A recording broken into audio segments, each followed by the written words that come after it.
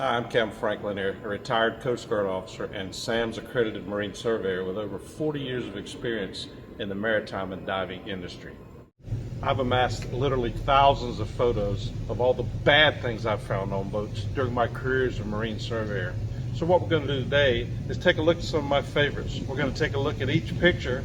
We're going to discuss why they're evil, and we're going to discuss what you need to do to correct it. So hop in, buckle up, keep your arms and legs inside the car at all times as we take a carnival-like ride tour through the cavalcade of owner-induced perversions that I like to call Captain Frank's Sea Chest of Horrors. Sea Chest of Horrors. Need a Tuna Tower but just can't justify raiding little Jimmy's college fund for one of those custom fabrications? No worries. The solution is as close as the nearest thrift store or assisted living community. Take a good look at the photo and you'll see a sight that proves Mother Necessity can at times be the root of all evil.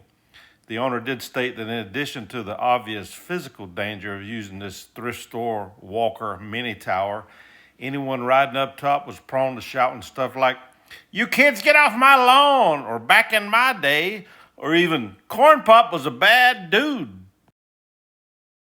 Anchors should always be attached to chain rode using a proper anchor shackle, which your anchor shackles are going to be more bell-shaped or horseshoe-shaped rather than a standard shackle, which is kind of straight along both sides.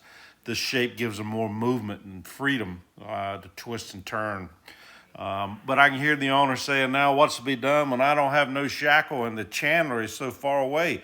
What I need is something to fix this here anchor to my chain pronto so me and Ethel can get out and enjoy the water."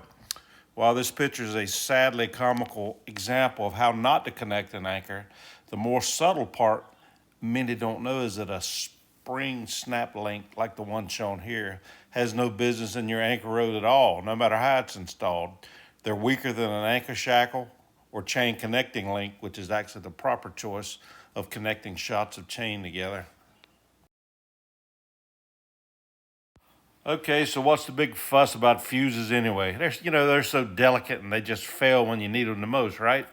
If only there was some way we could substitute them with something more robust, a less costly alternative, but one easy enough to get hold of in a pinch. Take these custom fit bolts shown in the fuse block that you're seeing in front of you right now.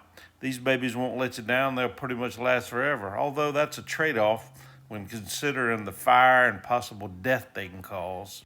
I see stuff like this all the time as a Marine surveyor, and the sad part is the owner thought he was doing something that was just okay, by sticking bolts in the place of fuses. And I'll give you a bonus troubleshooting tip. If you've got a fuse that constantly blows, the fuse blowing should be considered the symptom of a problem, not the problem itself. In this case, the proper response is, again, to find out why the fuse is blowing rather than simply continuing to replace it. The solution is definitely not replacing it with a larger size fuse or with bolts like you see here. I've always kind of thought that running lights have a touch of the Christmas holiday feel to them with their, red and green glow, but, I never imagined I'd see it taken to this extreme. Navigation lights have stringent approval requirements, particularly with regards to luminous intensity and cutoff angles. Let's play the devil's advocate here and ignoring the obvious reason why you can't use two giant Christmas bulbs for your running lights. Let's just discuss what's wrong with this picture from a technical aspect. For starters, the intensity of the lights is insufficient. Side lights have to be visible for at least 1 nautical mile for boats less than 12 meters and at least 2 nautical miles for larger boats. Then there's the arc of visibility thing. Side lights must be visible from dead ahead to 112.5 degrees aft on either side. These are pretty much visible 360 degrees. Also must not interfere with the operator's ability to maintain a proper lookout, which is why you can't see your side lights from the helm. Well, properly installed ones anyway. Finally, they have to be U.S. Coast Guard approved.